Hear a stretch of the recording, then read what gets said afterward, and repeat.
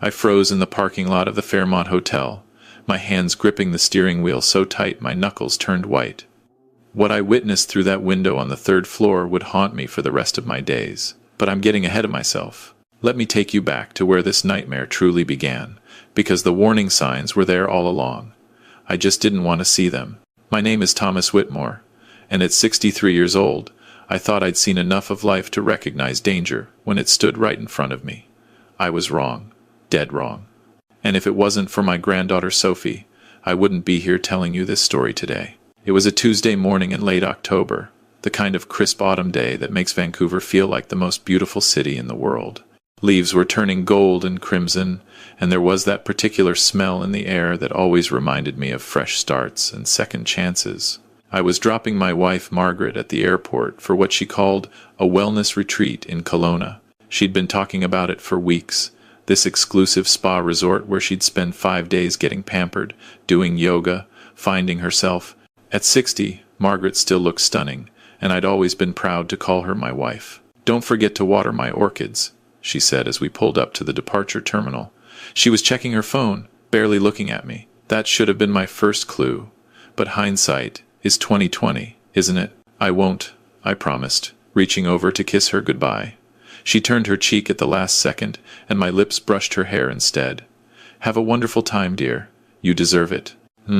She murmured, already opening the car door. She grabbed her expensive leather luggage from the backseat luggage I'd bought her for Christmas last year and started wheeling it toward the terminal doors. She didn't look back. Not once. Not even to wave. That's when I heard it. A small voice from the back seat, barely above a whisper. "Grandpa?" I'd almost forgotten Sophie was with me. My 12-year-old granddaughter had been staying with us for the past 2 weeks, while her parents, my daughter Catherine, dealt with a crisis at work. Catherine was a surgeon, and when she got called in for emergency cases, Sophie came to stay with Margaret and me. We loved having her. At least, I thought we both did. "What is it, sweetheart?" I asked, glancing at her in the rearview mirror. Sophie's face was pale, her dark eyes wide with something that looked like fear. Her small hands were clutched together in her lap, fingers white from squeezing. Can we not go home right now?" Her voice cracked on the last word. I turned around in my seat to look at her properly. "Not go home? Sophie, what's wrong? Are you feeling sick?" She shook her head quickly, her ponytail swinging. "No, it's not that. It's just, Grandpa, I heard something last night, and I'm scared." My heart clenched. Sophie wasn't the type of child to be dramatic or attention-seeking. She was quiet, observant, the kind of kid who noticed everything but said little. Catherine used to joke that Sophie was an old soul in a young body. When Sophie said she was scared, I paid attention. "What did you hear, sweetheart?" She looked down at her hands, then back up at me. Tears were pooling in her eyes. "I heard Grandma Margaret talking on the phone. Late, after you went to bed, I got up to get water, and I heard her voice coming from the study. She didn't know I was there." A cold feeling started spreading through my chest. What was she saying? She was talking about money. A lot of money. And she said, Sophie's voice dropped to barely a whisper. She said, "Once he's gone, everything will be mine. The house, the savings, the life insurance, all of it." And then she said something about making it look natural, and no one will suspect anything. I felt like someone had punched me in the gut. "Sophie, are you absolutely certain that's what you heard?" Tears spilled down her cheeks. "Yes, Grandpa, I'm sure." And she laughed. It was this horrible laugh I'd never heard before. And then she said, "The old fool won't know what hit him. Grandpa, I think she was talking about you. I think Grandma Margaret wants to hurt you." For a moment, I couldn't breathe. Couldn't think. My wife of 35 years, the woman I'd built a life with, the woman I'd trusted with everything.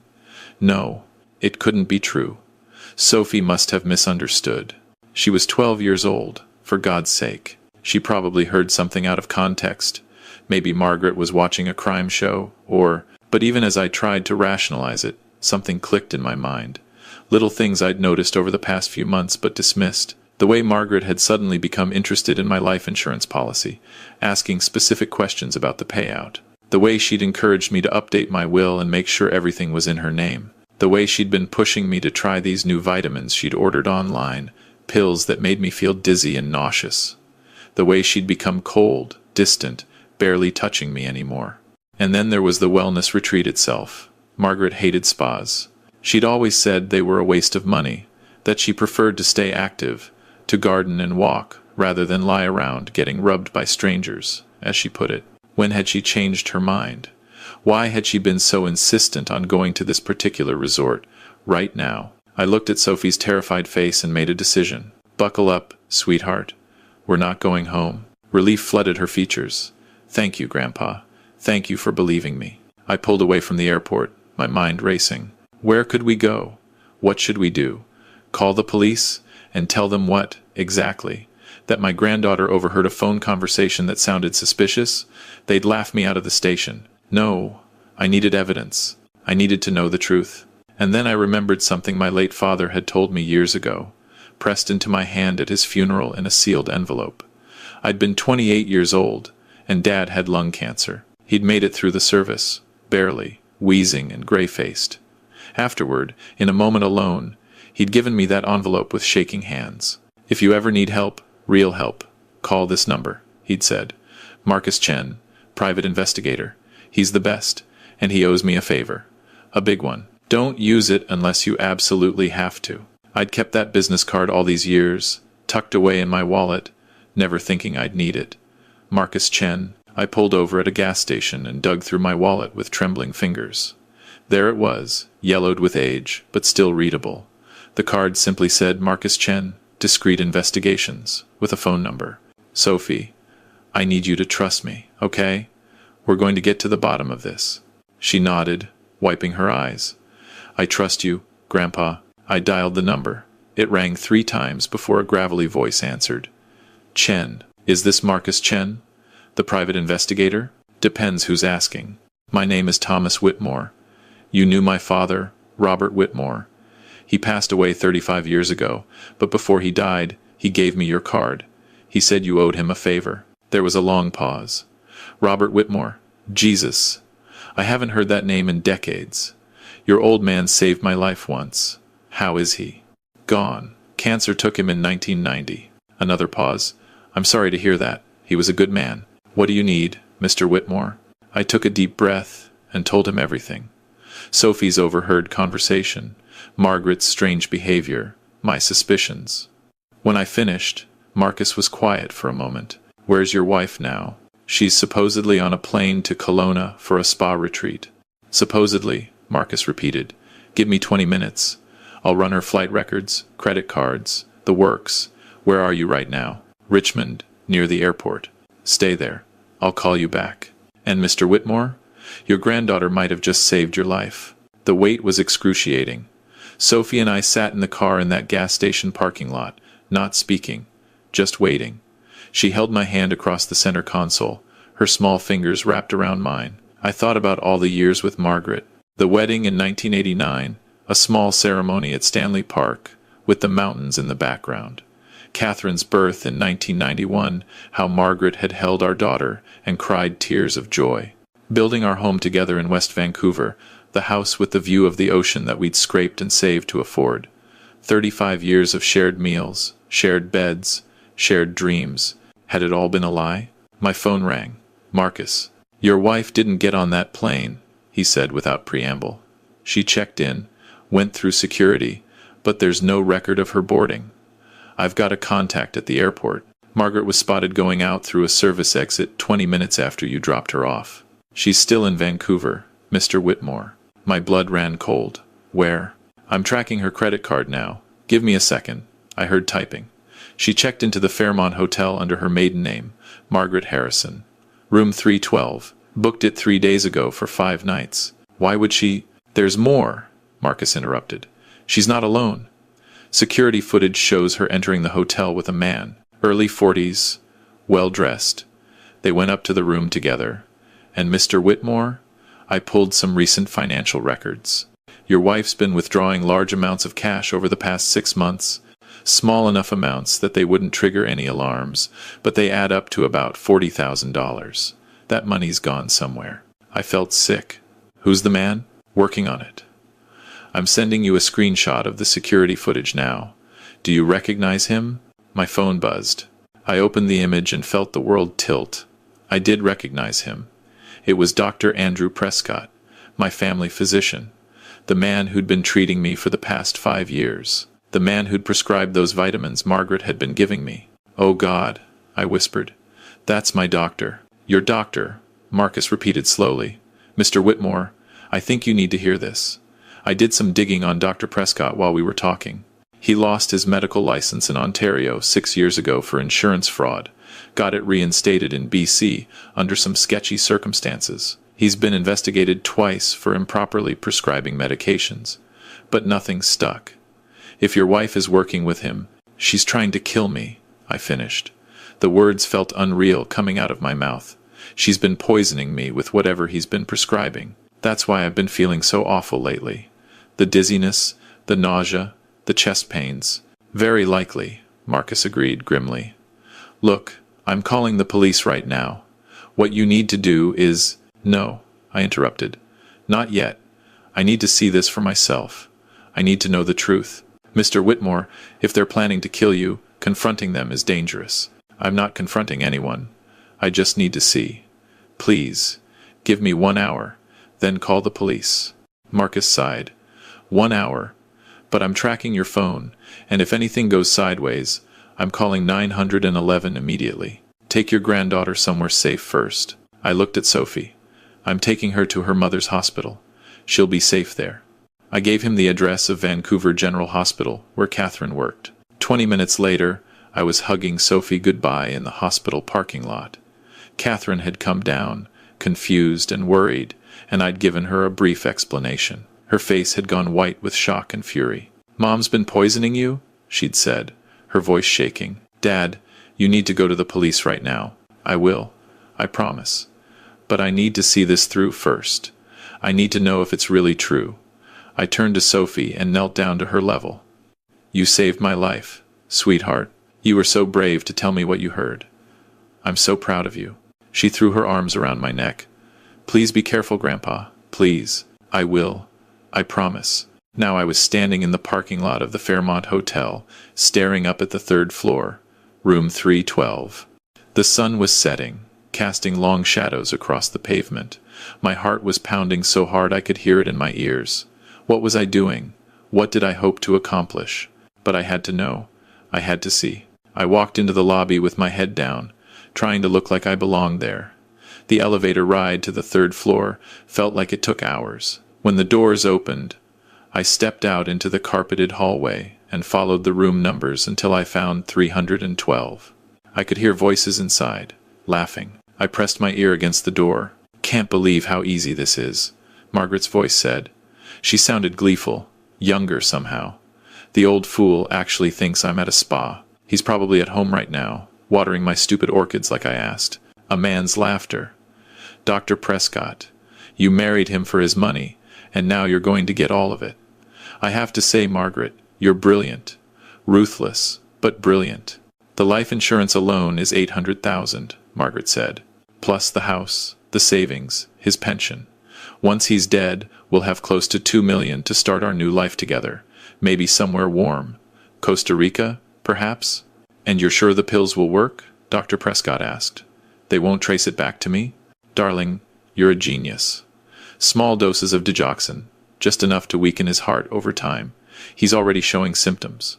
Heart palpitations, weakness, confusion. Everyone will think it's natural causes. A man his age, a heart attack is expected. No one will question it. And if they do autopsy, digoxin is naturally present in the body, anyway. They'd have to specifically test for toxic levels. And why would they?" "What about the granddaughter?" Dr. Prescott asked. "The girl who's been staying with you. Has she noticed anything?" Margaret laughed. That cold, horrible laugh Sophie had described. "Sophie? She's 12 years old. Even if she noticed something, who would believe her? Children have overactive imaginations. Besides, I've been very careful. I only give him the pills when no one's watching." "And how much longer until—" "Another week, maybe 2. I'm increasing the dosage slowly. Then one night, Thomas will go to bed and simply won't wake up. I'll call 911, crying and distraught. The grieving widow. Everyone will comfort me.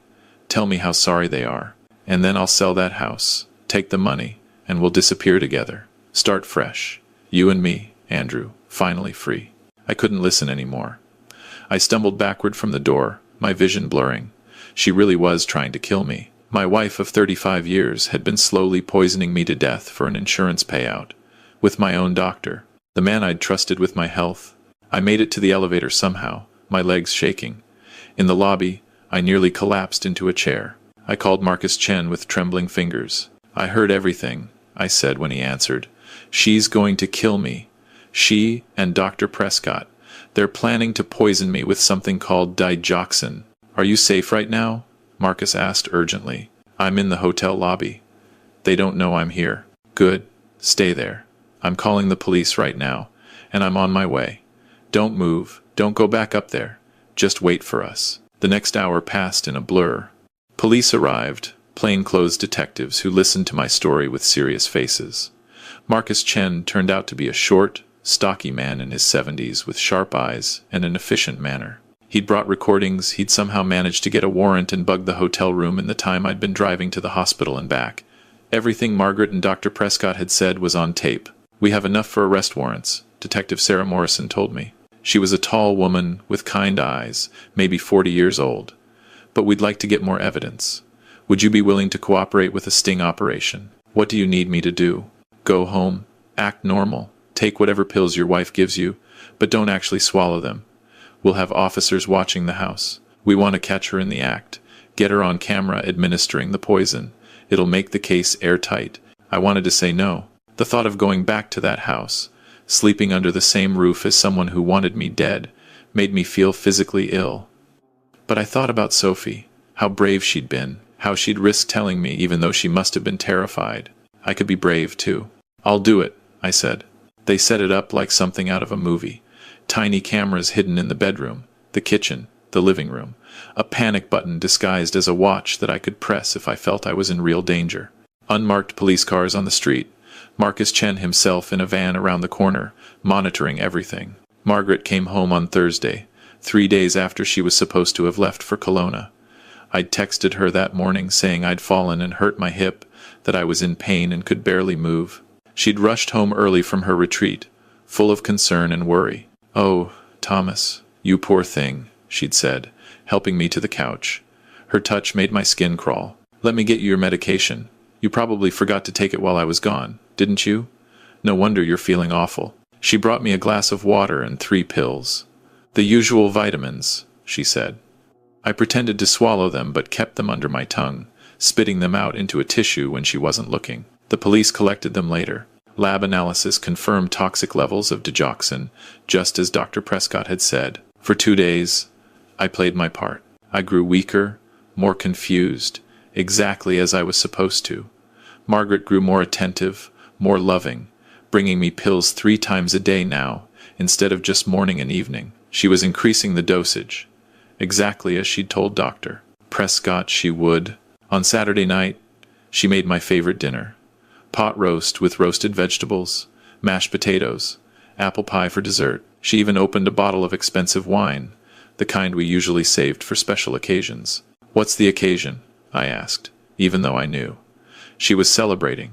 I was supposed to die soon. "Do we need an occasion to enjoy each other's company?" she asked, smiling that smile I'd once loved. "I just wanted to do something nice for you, darling. You've seemed so tired lately." We ate dinner. She poured me more wine. After dessert, she brought me my pills again, watching carefully as I swallowed them. I could see the calculation in her eyes. How much longer? When would I finally just stop breathing? That night, I lay in bed next to her, staring at the ceiling, my heart pounding. She thought I was asleep. I could hear her breathing, feel the warmth of her body next to mine. How many nights had we slept like this? How many mornings had I woken up to see her face first thing? She'd been planning my murder the entire time. Around 2 in the morning, she got up. I heard her go downstairs, heard her talking on the phone in hushed tones. The cameras and audio equipment caught everything. "It's almost done," she whispered to Dr. Prescott. "Another day or 2 at most. He's so weak now, he can barely get out of bed. I'm doubling the dose tonight. By morning, he might already be gone." "And if he's not?" Dr. Prescott asked. Then I'll give him another dose tomorrow. Don't worry, darling. By Monday, I'll be a widow, and we'll be rich." I heard her laugh again. That horrible, cold laugh. The police moved in at dawn. I was sitting at the kitchen table when they knocked, and Margaret answered the door in her bathrobe, her face confused and sleepy. "Margaret Whitmore?" Detective Morrison asked. "Yes? What's this about?" "You're under arrest for attempted murder and conspiracy to commit fraud. You have the right to remain silent." The look on Margaret's face when she saw me standing in the kitchen, alive and healthy, was something I'll never forget. Shock, fury, disbelief, and finally, pure hatred. "You," she spat at me. "You knew. How did you?" Then she saw Sophie, who Catherine had brought over. Sophie was standing next to me, holding my hand. Margaret's face went white. "The brat heard me. That little brat heard me on the phone." "Don't you dare call her that," I said quietly. "Sophie saved my life. She's braver and better than you could ever be." They arrested Dr. Prescott at his home an hour later. The evidence was overwhelming. The recordings, the pills, the financial records showing the money Margaret had paid him, bank statements showing they'd been planning this for over a year, emails discussing my life insurance policy, my will, the best way to administer the poison. The trial lasted 3 weeks. Margaret and Dr. Prescott both tried to claim innocence at first, but the evidence was irrefutable. The jury took 4 hours to return a verdict, guilty on all counts. Margaret got life in prison without possibility of parole for 40 years. At 60 years old, that essentially meant she'd die behind bars.